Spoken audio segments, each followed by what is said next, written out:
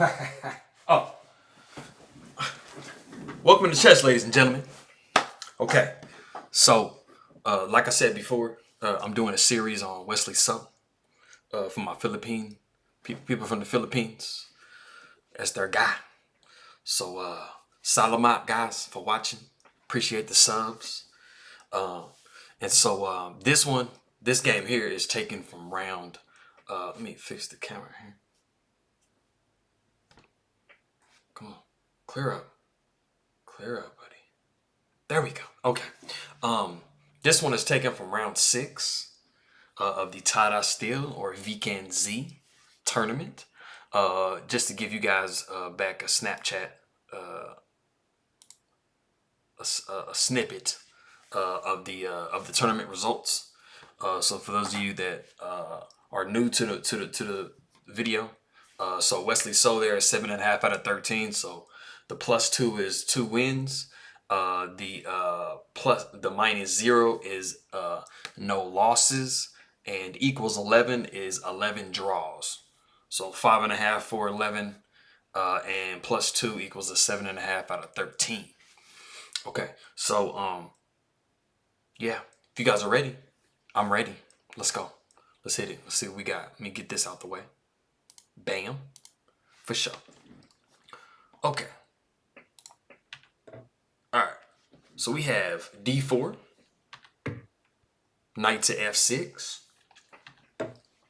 C4, E6, knight to F3, and we got D5. Okay, so we have a Queen's Gambit type of setup going on. There's many different options in these positions. You can go C6. You can take. You can play bishop here, right? And so, there's the Queen's Gambit accepted, which is, pawn takes. There's a Slav, C6, bishop E6 just allows, knight to C3. And, just kind of keeps everything solid. But let's go ahead and keep moving on here. All right, so we have G3. Okay, so we're getting more towards the Catalan type of structure. The Catalan is kind of like a pet opening for Wesley So. Wesley So's been playing it for many years. He's kind of synonymous with it. When I first learned of Wesley So a few years ago, I always knew about him playing Catalans. I didn't know what the Catalan was.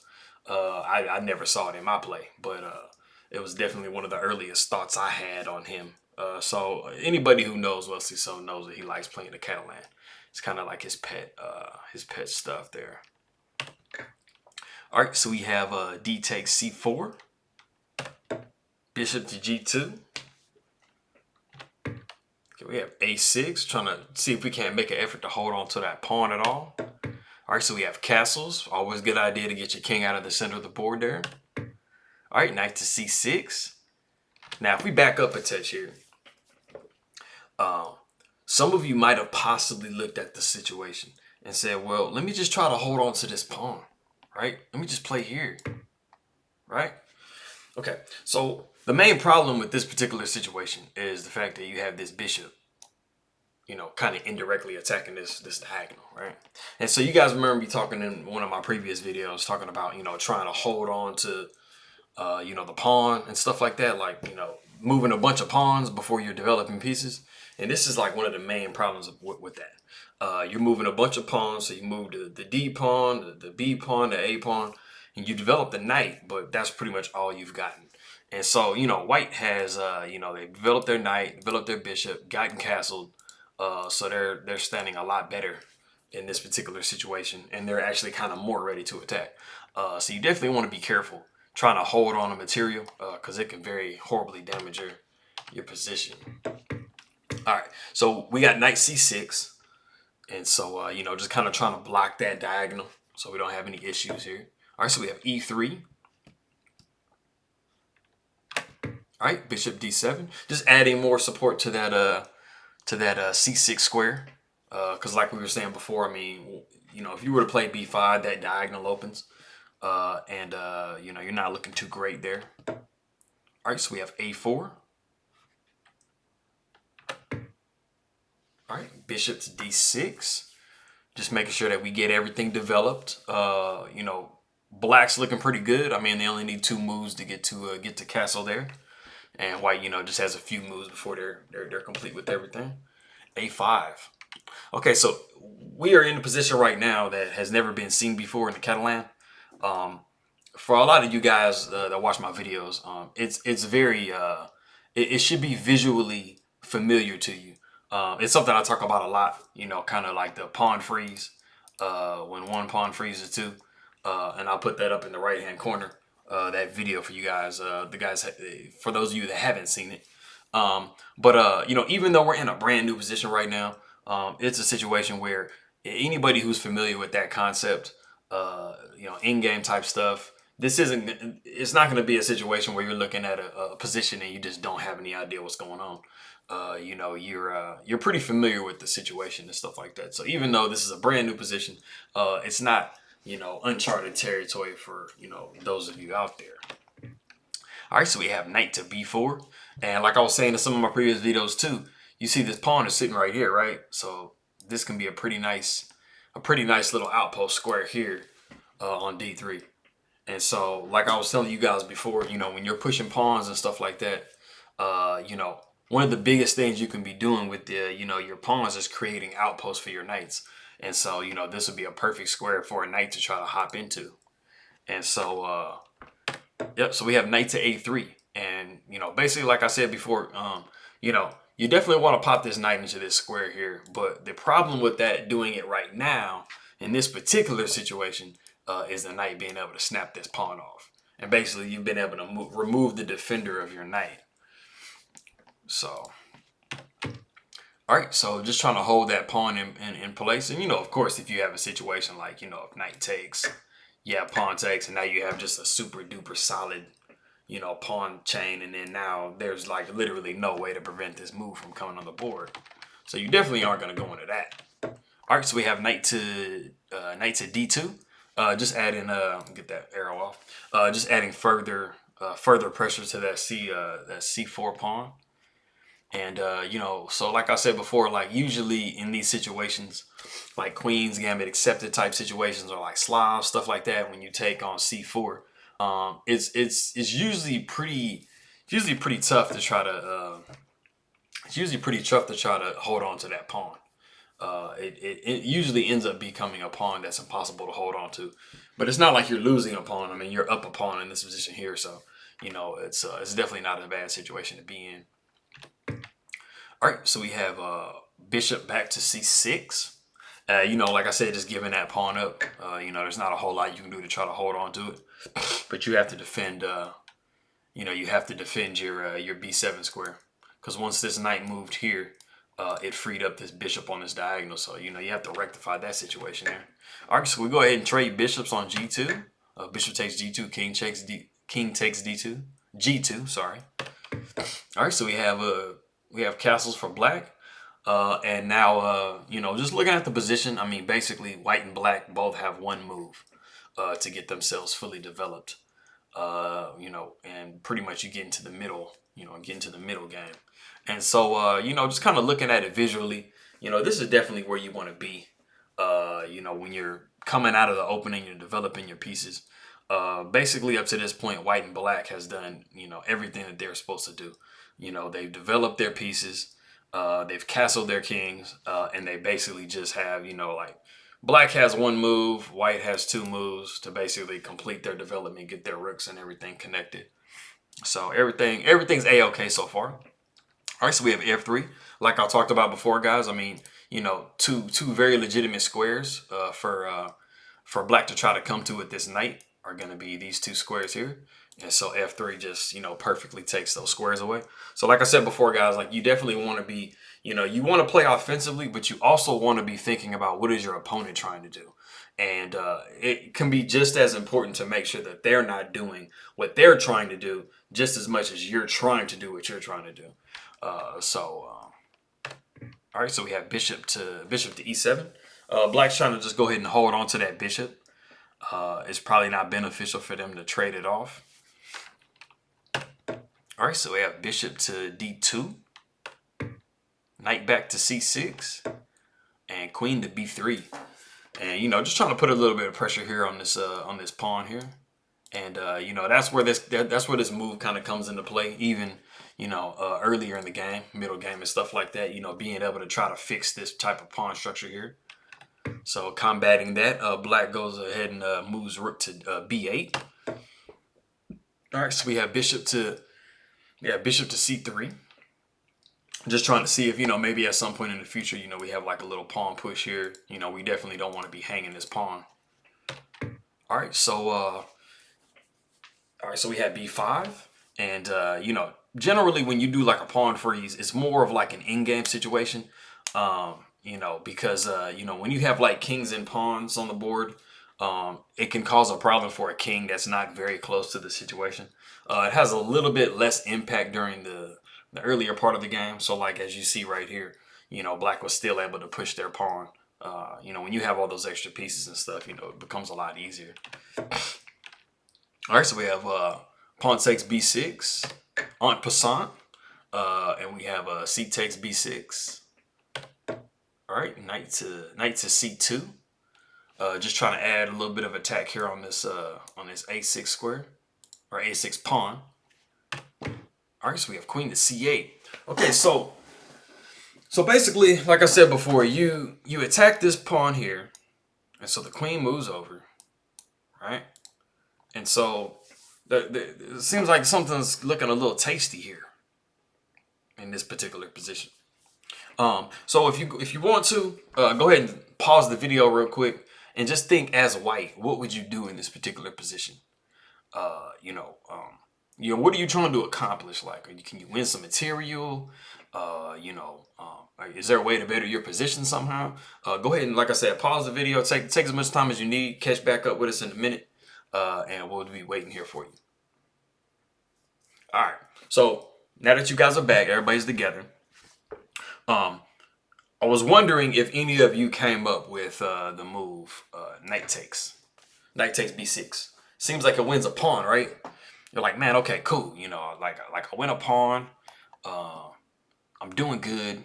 Everything is a-okay, right? Well, actually, no. The situation in this particular position that you have to be paying attention to, and this is something I talk about a lot, is this queen here. And I mean, also what's something you should be paying attention to too is this knight, but it's most important in this position that you look at the queen. Like, what do you notice about the queen? She's undefended, right? All right, cool. That's something that you should have that you should have noticed. Now, watching my videos in the past, I always, like literally almost every single one of my videos, I'm talking about undefended pieces, right? And so the problem is right now this queen is undefended, and so what ends up happening is you're able to actually, seeming like you want a pawn and you're attacking the queen. The queen is actually either able to sidestep or just you know, altogether pin the queen. And so, you know, you have this move here, or you actually have that move there as well. And so your problem now is the fact that this knight is double attacked, and there's not really a way to further defend it. You can defend it. Let's say, for example, you go ahead and move here, right?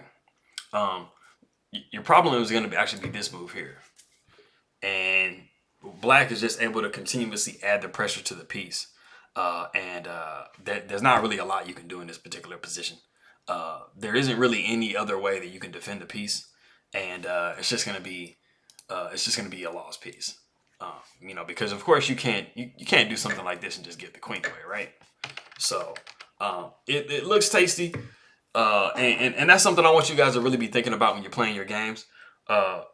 You know, double, triple, quadruple check and make sure that you can actually take a pawn, because sometimes it looks free, but it's not quite free, because there's a lot of pin type of situations. There's a lot of double attacks that can happen when you take. So just be careful about that, guys. All right, so we have e4. Just trying to get that good pawn center going here. All right, so we have b5, knight to a5, knight takes, bishop takes. All right, queen to c2. oops, rook F to D1, and then rook F to C8. They move kind of fast on me, but all right. So we have knight to E3, basically just saying like, hey man, I'm trying to push this pawn. Now the thing about it is, guys, like when you guys are looking to push a pawn, especially trying to create a pass pawn, you want to make for sure that you're defending, that you control the square in front of the pawn. So I mean, you got the queen, you got everything kind of bearing down on that square, so you're definitely kind of ready to push the pawn here. All right, so knight to D7 actually makes it a little bit hard for you to push that pawn, because of course, if you push the pawn now, you're worrying about these, this move or something like that. You've definitely weakened your squares here. All right, so we have H4. And so basically what we're looking at here is once we do try to push this pawn, we're going to be looking at this as a possibility. We're going to be having to maybe knock our queen back a little bit. We definitely don't want any bishop G5 type situations coming. So just kind of run through a little variation real quick. So let's say, for example, you do press this, right? And so, you have something like this. Let's say you kind of go back here, you have this position here. And so you're either thinking about losing this knight altogether, or maybe if you push F4, the bishop coming back. And now, unfortunately, you've created a position where, this pawn is kind of lonely. And, you kind of have to, make something like that, So this pawn here, doesn't have any brother or sister pawns to kind of back them up. So you definitely don't want to get in that type of situation. All right, so we have H4 just preventing. Bishop to F8. Rook A to C1. Just trying to take over that C file there with your rook. So we got takes on C1. Rook takes C1. Rook to C8. And rook to C3. Like I was saying before, guys, you definitely don't want to just do auto trades. We're looking at a situation right here where when somebody takes in this situation, so if we're like back here or something like that, we get into this position. If white was to take, that gives black the file. And then if black was to take, let's say if black was to take here, it gives white the file. And so yeah, it gives white the file. And so you always want to be careful when you're thinking about taking, because you don't, like I said before, you don't want to give somebody an advantage. You want to try to get the advantage yourself. So you don't want to help your opponent, beat you, because that's going to be kind of self-sabotaging. So, all right, so we have we have knight to B8 and bishop to C4, bishop to B4. Just attacking that bishop, pretty strong bishop. So you want to trade it down. Just help you push D5 a little bit easier. All right, so we have rook takes C3, queen takes C3, queen to C2. Just trying to trade queens down. We have a kind of a slight weakness here with this this backward pawn. So this double attack that's going through here is kind of preventing this movement. So queen trade is a good idea for black. So we have bishop takes F8. Queen takes C3. Pawn takes C3. King takes F8. All right, so we got king to F2. Like I said before, guys, just trying to get the kings, into a good position into the end game. All right, king to F7 or king to E7. King to E2. And it is actually in this position here that the players agreed to a draw. It's one of those kind of situations here where there's not going to be a lot of movement of these pawns coming down this way. These pawns are in a good position to kind of hold those up. And what the king needs to do, so just kind of give you a little alternate variation. So let's say, for example, you got the king, let's just say you kind of make a random move. The king, basically what the king is worried about, since you do have this outside pass pawn, is the king is basically just going to kind of live over here, in this area. Just making sure that we, prevent the pawns from promoting. So once we do that, even if we start pushing or something like that, maybe move a knight down or something, basically the king is going to be trying to prevent, anything from moving. So you're in quite a locked position in this situation. So, like I said, the player seeing that, You know, the players went ahead and agreed to a draw. There's not really a lot that either side can do to make progress. So, all right, guys. Well, I appreciate it. And like I said, I'm following Wesley So from the Tata Steel, and this is one of his drawing games. And so I'll be doing some more coming up maybe tomorrow. And I will see you guys then. But go ahead and subscribe and like for me, guys. Give me some comments. Let me know how you like the analysis. Let me know if there's anything else you'd like for me to do. And I appreciate it, guys. I'll see you next time. All right.